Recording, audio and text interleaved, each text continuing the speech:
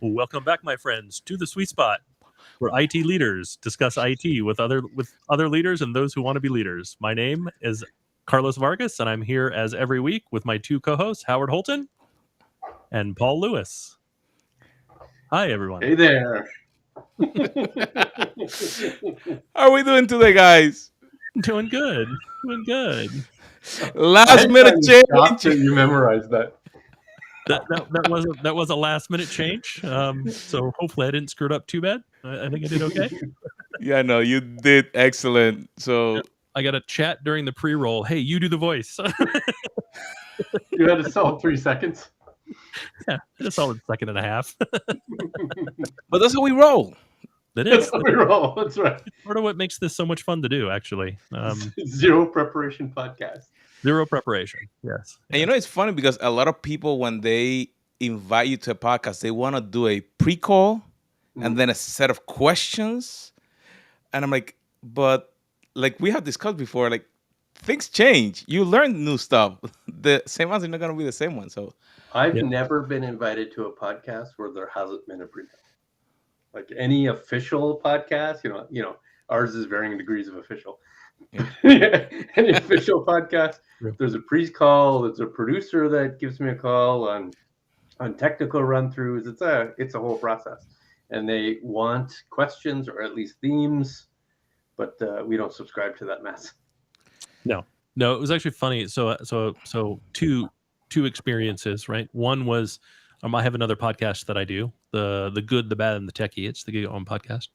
And so I just recorded one with a guest from a large tech company, and their EA reached out, like chief of staff reached out, like 2 weeks in advance with an email that was effectively, I have no idea what's going on. Help, help, help. I have no idea what's going on.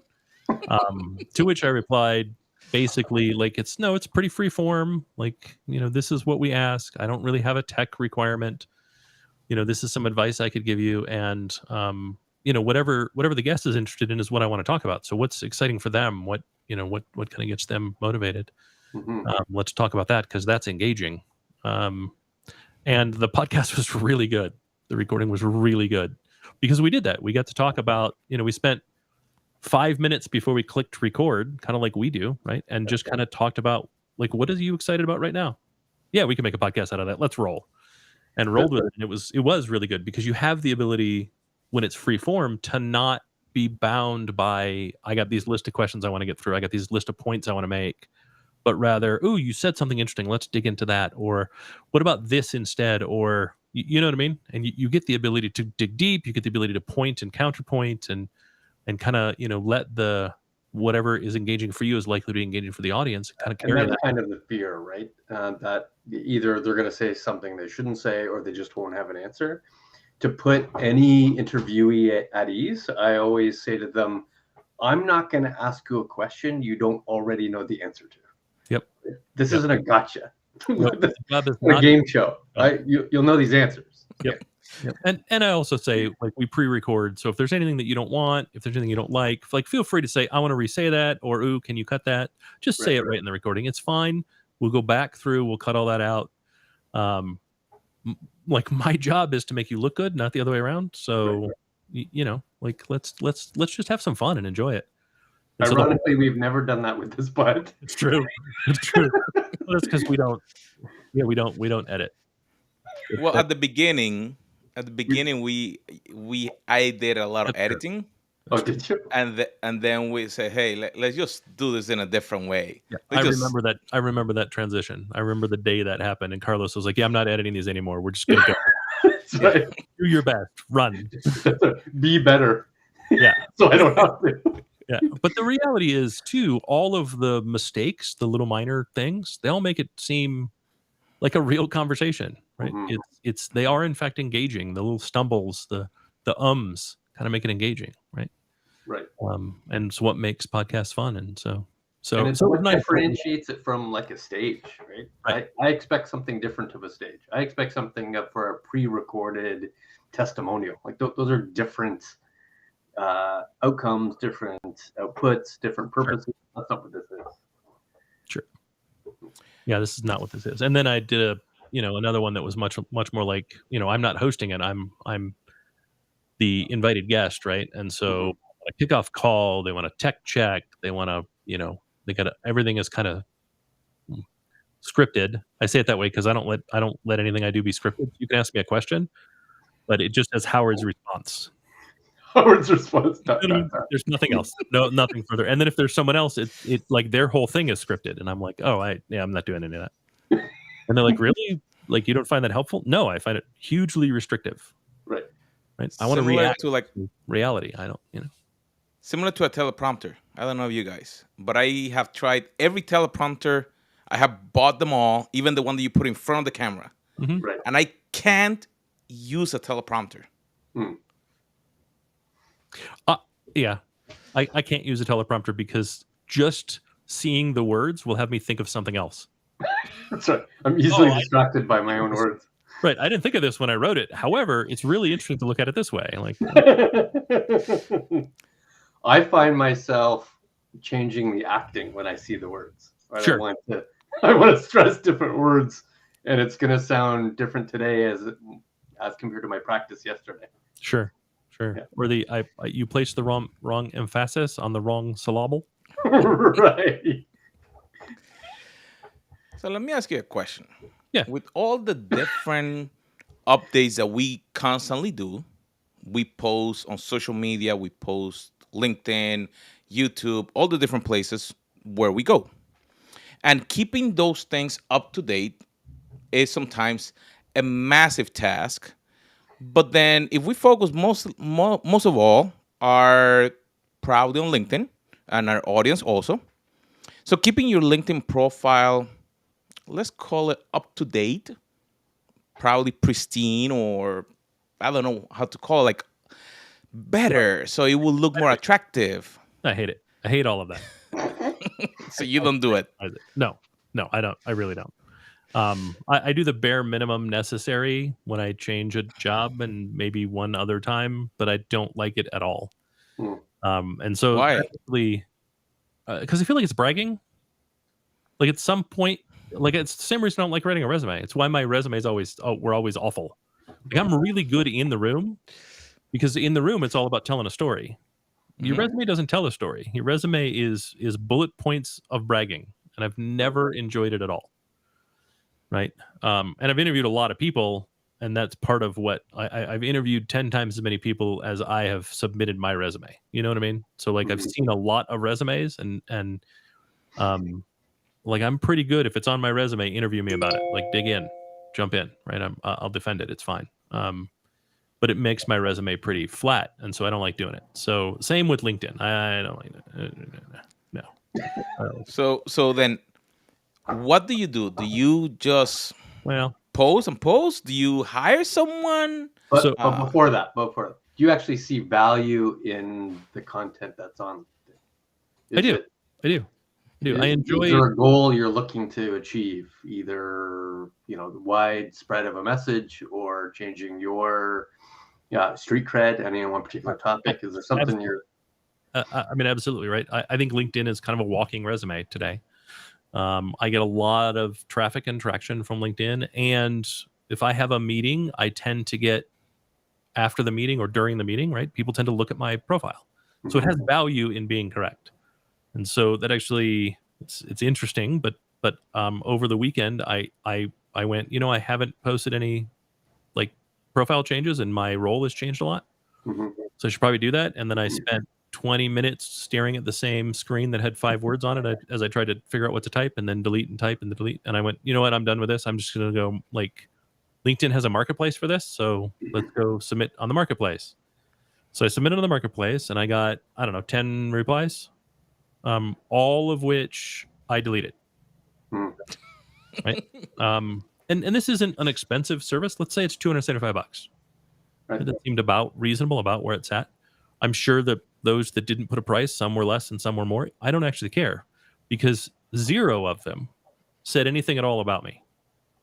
Like I've asked you to rewrite my profile. You didn't even look at the title, right? The little swag that's attached to your name.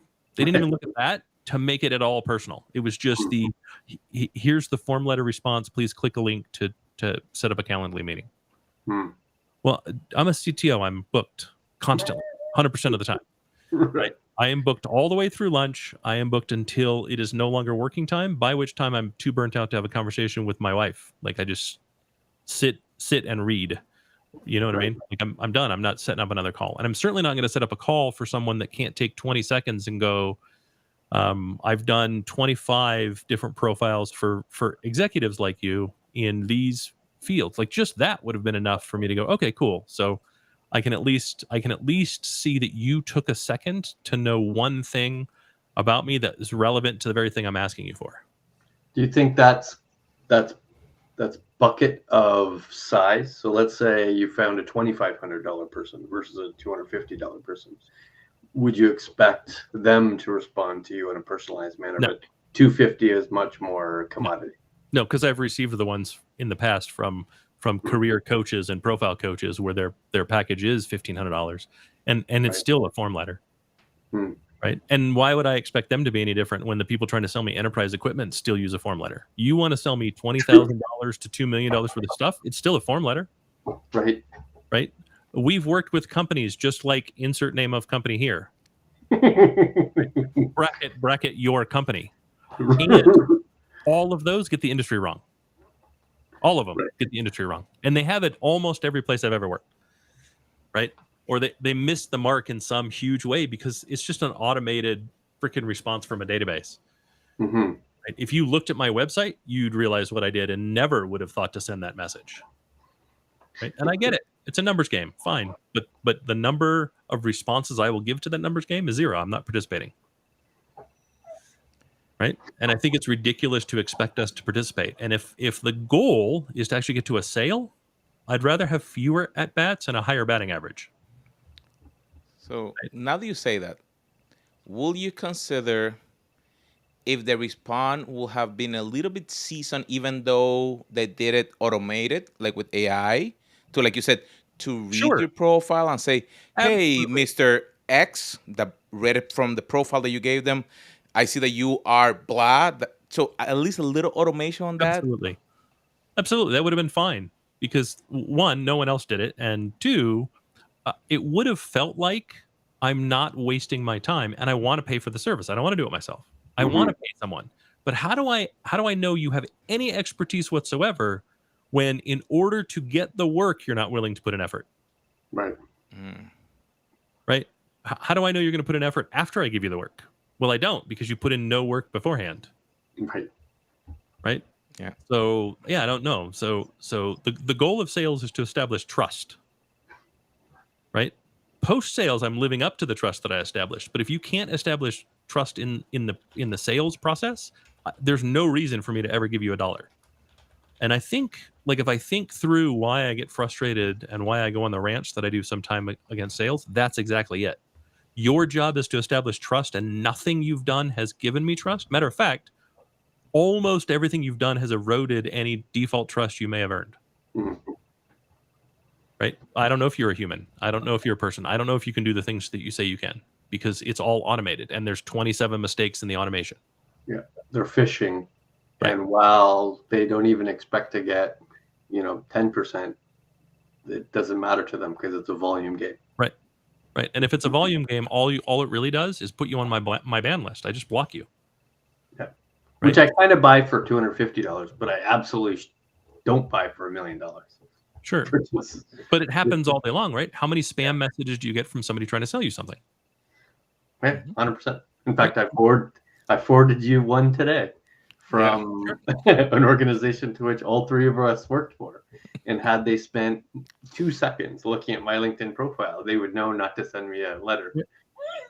Right. And I mean, I think we've talked about this before, right? How many CTOs exist in the world? There's probably, I don't know, let's call it 350,000.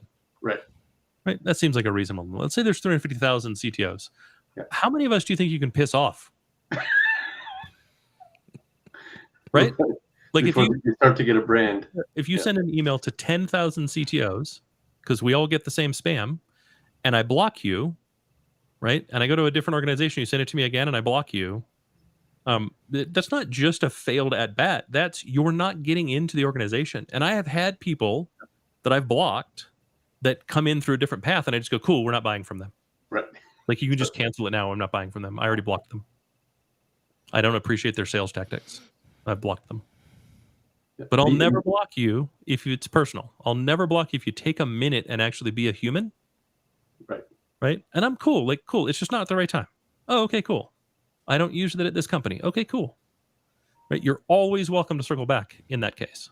But when it's I'm just burying your already overburdened day in more garbage that you have to work your way through, I'm just going to block you. Especially if you come back and you go, can you connect me with the right person? No. If I wanted your service and I wasn't the right person, I would have already forwarded it to the right person. Right. Right. So your passive aggressive sales tactics, block. It's a lot of block. What percentage of blocking of incoming email? Incoming solicitations, I mean, not incoming email. So the percentage of incoming solicitations that end up on the blocked list at this point, probably cruising 65 to 75%. Nice. Have you ever tried Unroll Me? Oh, yeah. Yeah, that doesn't work. That works maybe 1 in 10. Oh, yeah? Why is that? Oh, really? Yeah, it's not good enough. Because you click unsubscribe, and first off, they lie to you. This may take up to 3 days. No, it doesn't. It's a database. It takes 1 second. Right? So what are you going to do over the next 3 days that you couldn't do right now this second? Oh, you can re-enroll me. That's what you can do. Right? So right, 18 topics, and you just unsubscribe for one of the topics. Right. Yeah. I actually go into the subscription information and I try to see if it let me update the information. And I go and I put something in there. You put something fake in and then unsubscribe later? Yeah. No, I put like, do not reply at example.com. Oh, sure. Or Howard.Holton at. No wonder you've been getting so many solicitations. Yeah, I get a lot of. I probably get a few hundred emails a day that are solicitations. Any of them say hi, Carlos? They do not. They do not. Although the number of times where I get a solicitation that is in fact the wrong name boggles the mind. It does. At the very least. At the very least, my name right. Yeah, and I get it on LinkedIn too, right? People that reach out on LinkedIn. Hi, Bob. That seems like it would be impossible on LinkedIn, yet yeah, it definitely occurs. It's totally automated garbage, right? Hey, I'm not Bob. Can you piss off? Right. Like, why are you so upset? I'm upset because you couldn't. Like, this is supposed to be a personal one-on-one communication. My name is in the top of the window. Were you typing? Don't get mad at me that your automation failed and I got offended that your automation failed. You already couldn't put forth the bare minimum amount of effort to see if I was a human. Yeah. You used one of your in-mails to go directly to me. Yeah. You used something you paid for? Paid for to piss me off. Right, exactly. Right? Like, this is now a negative benefit to you. Yeah. I also love the ones where they followed me to a new company and call and talk to me like I'm at the old company. Nice. Right? They're literally emailing the new email address at a new domain to say, hey, just curious if this project at insert name of former company ever kicked off. How would I know I'm there? Exactly. I assume so. Like, what are you wanting me to do? I pick up and have a sales call about manufacturing? I'm not in manufacturing anymore. So what the hell are you thinking? And I probably get, I don't know, 8 of those a week. Wow. Still a lot. That's a high number. Yeah. Oh, they're terrible. They go the same place. They go the same digital round file. That being said, I still find it's wondrous that org changes happen in our organization, and now I have classic IT, which I didn't have before. But I've seen in the last couple of weeks an upswing in classic IT solicitation in LinkedIn, as if like I didn't change my LinkedIn profile. I didn't suddenly add I now have IT, but all of a sudden I start to turn that engine up again. The automation is unbelievable. Yeah. Yeah, I really want that IT virtual or AI virtual assistant. Right. Right. Like just I don't ever want to. Don't even let me look at my inbox. Just give me a Slack channel that aggregates all of it. Right. Right. So and so from your organization's looking for an answer to this question. So and so is looking for an answer to this question. Right. Right. Are you interested in products in any of these categories? Right. You know what I mean? Like just give me that. Then I don't Right. have. And if I say no to all, then it just auto deletes them. Right. You don't want them to auto respond. You just want them to delete it. No, because auto response is like it's like waving at a dog. You're engaging. Yeah. Yeah, you've engaged. You are a real person. It's not. They're not going to stop barking. They're going to bark more. I don't want them to bark more. They didn't get the point. Right. Right. I haven't responded to 17 of the emails you've tried to send me. Stop sending them to me. Doesn't seem to work. Right. Right. Are you guilted by the last few that says you haven't responded to me in 6 weeks, and therefore I'll give you 1 week left before we cut off ties? No, not even a little bit. Not even slightly. I am so immune to that sort of crap. It's ridiculous. Do you realize the bomb will be going off in 30 seconds? It's fine. You'll no longer get 50% discount on this product. Yeah, it's fine. I wouldn't have bought it at 5% because I have no interest in the product. I don't know why. Our price is going up at the end of the month. Cool. I wasn't going to buy you before. Right. It must suck for anybody else who's planning on buying it. But for me, I'm scot-free. At this point, my savings is 100%. That's right. That would be funny if we capture all those responses. There's actually a bot for phone calls. Yes. That waste the telemarketer's time. It would be cool to then just put a bot like that is like, and respond with those back. Yep. We should find a developer. Someone asked on our internal Slack, they're like, "Hey, I got a text message from our CEO. Yeah. What should I do?" And of course, they're like I'm obviously not going to. It's obviously not real, but what should I do, right? And somebody went, "Does anyone have a good idea to how to waste their time?" And I went, "Oh, well, yes. Here's a picture of gift card 1, gift card 2, gift card 3. Send them one at a time." Nice. So I'd love to have the same. Like I almost want an AI that recognizes the signs of a bulk solicitation, and then just starts replying back with bulk replies. You know what I mean? That are just as generic. Like thank you for reaching out. I am in fact interested in insert product. That's a product name. Don't even replace the brackets. Right, like just make no attempt whatsoever. You could find my Calendly link here. Insert Calendly link, and there's no link. It just says the words in brackets. Insert Calendly link. Or do you want to actually set up several meetings in there, candidly, and then not show up? Oh no, I don't want to not show up. I want to decline 1 minute before the. I see. You have to have the automation. So they didn't even wait. They wait like 3 minutes and then they go, "Son of a bitch." Right. And then the AI auto replies and goes, "Sorry, had to cancel. Can we reschedule for another time?" Use the Candly link. What would be even better is to then go, "I'm available on this date and this date, although I'm in these time zones. Can you accommodate these time zones?" And then it will detect if you're Eastern, then it will put you like Samoan time. Right. Or something like that.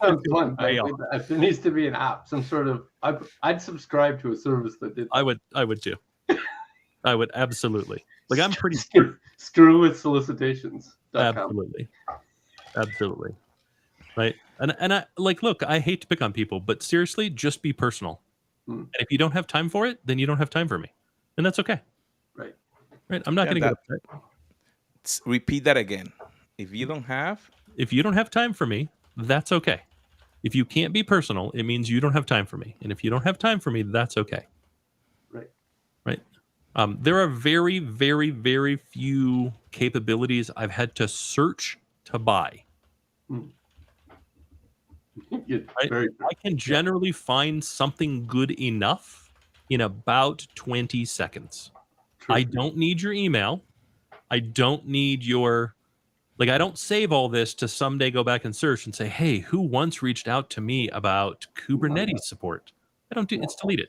Never happens. Right? So those emails are a waste anyhow. They're a total, complete, and utter waste. What are you going to do? Hit me on the one day when that happens to be like the center of conversation? It's never going to happen. You've never received a solicitation that you thought to yourself, I had never thought I had that problem. I'm glad you raised it. I Tell me cannot more about your product. I cannot think of one. Neither can I. And It's if never happened. No, if it happened in 2006. Right. When I was less in tune with I was operating less IT. mature at the time. I was less knowledgeable at the time, and the number of solicitations you got were far fewer. Right. Right. So sure, I am certain it happened 15 years ago, 20 years ago. Certain. Fine. It's not 15 or 20 years ago. So unless you're selling time machines, knock off the solicitation. And if you're selling time machines, you don't need the solicitation. Word of mouth will solve it for you. And then the other side of that equation, if there was something I wanted to buy, make it really, really easy for me to find the person to talk to about buying that thing. Right. Vast majority of websites have none of that. There's no call Tom. It's not entirely obvious who I need to call. It's some random, 1-800 number or some form I have to fill out, hoping somebody gets it in some way and responds to me. It's kind of insane. I actually don't mind the little chatbot window that pops up. Yeah, sure. How can I help? What would be useful is just go, hey, like you haven't responded. It's cool. Maybe just browse in the site. If you do need some personalized help, and wait 5 minutes. If you do need some personalized help, call Tom and give me a phone number for Tom. Right. That'd be super useful. That would be very helpful. Because if I'm sitting on your site for 10 minutes, maybe I haven't found the answer. Right. And then, hey, look, that I'm actually willing to interact with. Yep. But I also haven't found I really haven't found one of those chatbots that gives me what I need at that point. Right. For tech companies. Which is amazing because, like, the California Department of Motor Vehicles, their chatbot is fucking awesome. It's amazing. Interesting. It is absolutely amazing. I mean, it's also the world's most complicated website, so. Right. But like, maybe some of the tech companies, like HP, if you're listening, HPE, it's impossible to find stuff on your website. Maybe have a chatbot that I could type in. I need drivers for a DL360 G8 and have to take me to the driver's page. Like, Dell, you could do the same thing. Give me all the I would like all a page with just the firmware updates for my Dell Vertex. Right. That'd be great. Yep. And then tell me which ones are not up to date. Yep. But be personal. And it's amazing, right? Like, we're big Disney fans. Disney is personal in everything they do. Yes. 100%. Right? Why are people fans of it? Because they're personal in everything they do. Right. And they make it really, really easy to share information. And easy to consume. Yeah. Right. Doing business with them where you can do business is as easy as it could possibly be. Make it easy. Don't make it hard for me to do business with you. I mean, I would say, like, look, if you're a SaaS and you don't have the pricing on your website, you're not actually a SaaS. You're a pain in my SaaS. That's what you are. Right. And frankly, I think even if it's B2B, like, you can be SaaS as well B2B. You don't have to be B2C. No. Yeah, I don't care. Put the pricing on your website. Right. If at least the type of pricing, I guess. Sure. But if your pricing doesn't have high variability, what's the problem? Right. True. Right. Like, I realize you seem to think it's proprietary, but it's only proprietary because you're ashamed of it. Right. That's true. Right. If you're proud of it, put it on the website. If you're not proud of it, change it to you're proud of it and put it on the website. Right. If you don't think it's worth it, then change the pricing. Like, I really don't know what to tell you. Right. If it's highly configurable, fine. Don't put it on the website. But if I call you up and you're like, yeah, I can have a quote in 3 minutes. Okay, it's not highly configurable. That's right. Right. Like, knock it off. But they really want to know if they're answering your question and producing an outcome-based solution for you. Not just, they're not a commodity, To be customized. So I had to a conversation earlier. We've talked about the 3 types of CIOs before, right? The finance CIO, and then there's the technical CIO, and then there's the kind of transformative CIO. Yep. Right. So this is what occurred to me. So old school selling, which is all about TCO, ROI, and cost reduction and cost control. That's the first CIO. Sure. Yeah. Like I don't care what you tell me the TCO is. I don't care what you tell me the ROI is. I know you're lying because you don't know my organization and how I'm You don't know my calculation. right. And considering you couldn't give me the pricing because it's highly customizable, isn't the ROI and the TCO thus highly customizable? Right. Right. Okay. So I'm already not going to believe you, but that's fine. That goes to that first type of CIO, which I am not. And those guys are rapidly dying in the industry, right? They're retiring and moving on. Then you have the second one, the engineering one. Engineering, that's actually outcome-based selling. Right? An engineer wants the outcome, but the outcome is always technical, which is why it fits that engineering-based CIO. Right. That third one, transformative, I want the value. I don't care about the outcome. Yeah. I'll help you find the outcome. It's fine. What's going to create for me? Correct. What value are you going to bring to my business? Not technology, not my tech stack, right? Not speeds and feeds and whiz bangs and faster performance and more IOs. I don't care about any of that. Yep. I care about what the value is. How does that translate into dollars to my business? Right. Right. That's what I want. And if you can't do that, why should I trust you? That's cool. Those are separate things. I don't mean that like if you can't do that, I shouldn't trust you. I mean, if you don't have the ability to really define the value, then define the trust.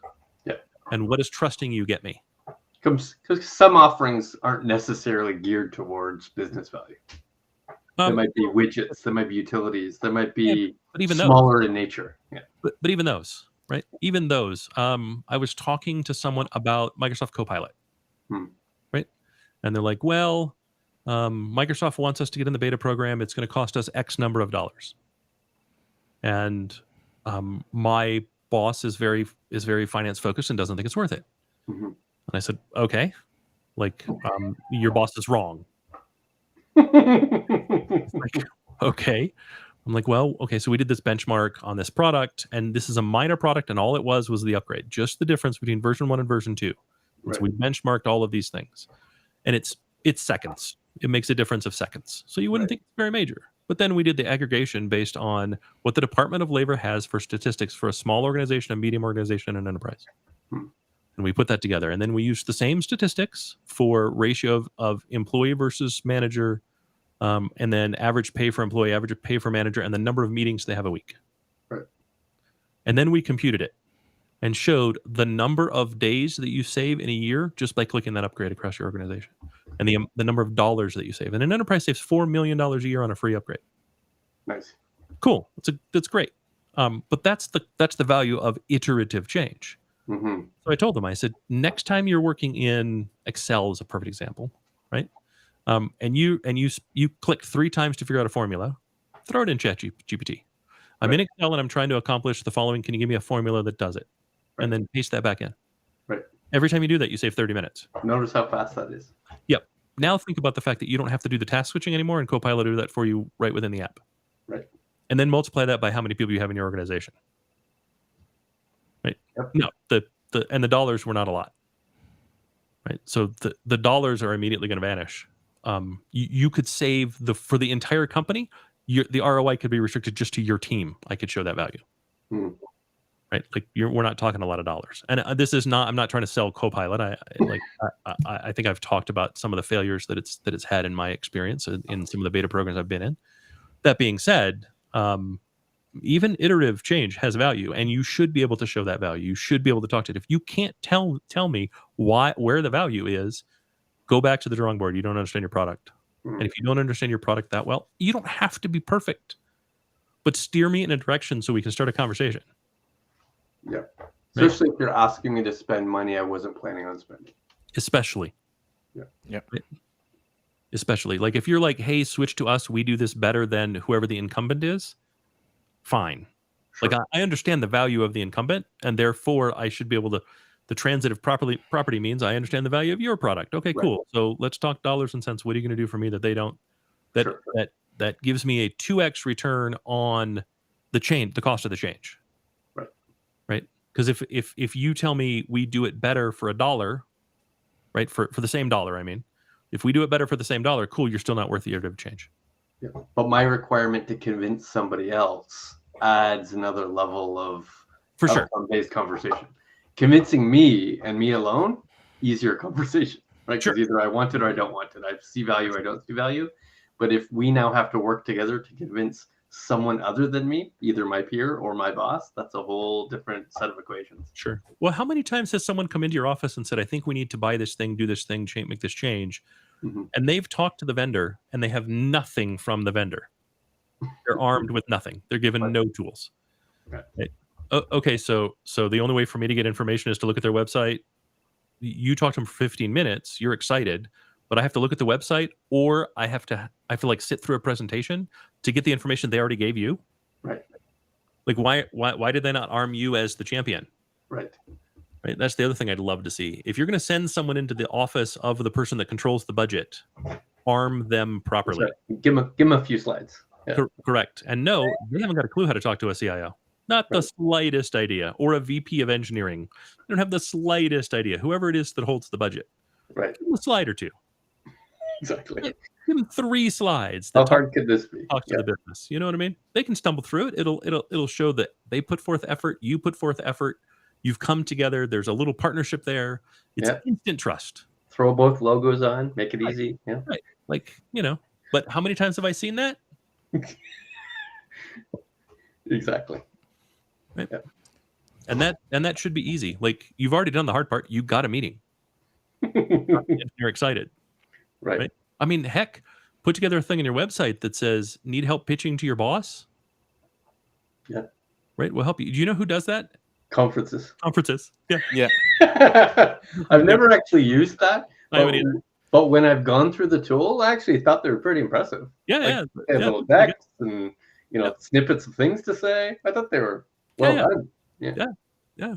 And so for those of you that are like, I don't know how to do that, why don't you check out some conferences and see and find the link that says, hey, convince your boss that this conference is valuable. Now that you say that, I wonder if I've been on the receiving end of that. As somebody else in my team used that to convince me. It's entirely possible. You will never know. True. Yeah, I'm relatively easy saying yes to those things in general, but yeah, me too. But even then, that would be interesting. Maybe I'll have to ask. Has anybody tried to snow me by giving me a conference-based answer? But they're not trying to snow me, right? They just want to go to a conference, right? And there's a tool to do it, and I just want to know why to send them to a conference. And I'm like you, right? I'm like, yeah, sure, it's budgeted. Like you have budget for one conference. Is this the one conference you want to go to? Enjoy. It absolutely is. Okay, cool. Go. Have fun. Well, tell me about it when you come back. Yeah, exactly. Do the needful when you return. Right? But you, in fairness, you and I manage a little different than most people. Yeah, it should come up in a couple days. Now that you say that. Yeah. Well, I think it would benefit if more people manage the way we do. Right, Carlos. Those people are higher adults. So, I think that the goal of sales is establishing trust. That definitely was a good detail in there, and to understand that when you establish trust, then you can move forward. If not, like you said, you establish trust with that first connection. Remember in the name, not. And it's a low bar here. It's a low bar. Yeah, We're not looking. It's a low bar. Just a name that is right there in front of you. But that will help you to then get to the sale. So, my friends, make sure that you share, you subscribe, and we'll see you on our next episode.